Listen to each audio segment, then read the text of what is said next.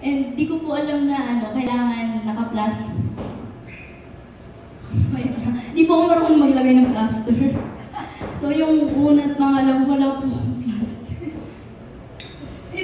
So sabi ko, wait lang, nakakahiya. Hindi po ako nakapag, po ba yung plaster? May nilalagay na parang napkin, kemerot, di ko alam. So si RD, sobrang thank you. Wala lang si RD, but thank you RD kasi ginaid niya ako.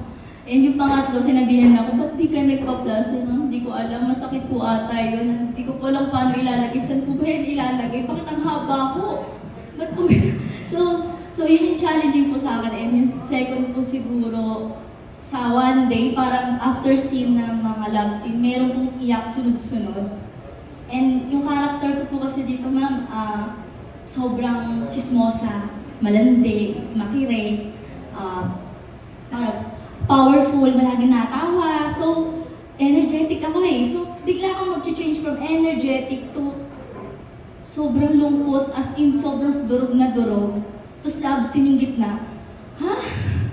Paano yun? Hindi ka pa nila in-instruct to put plaster on for the scene? May binibigay po, kasi hindi ko po alam na yun pala yung plaster na sinasabi.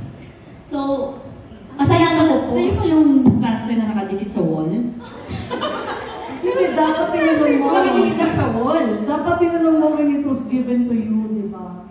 Opo, mali ko nga po talaga yun. Hindi ko po natanong. Sobrang takot ko din na baka dahil sa akin madali o something.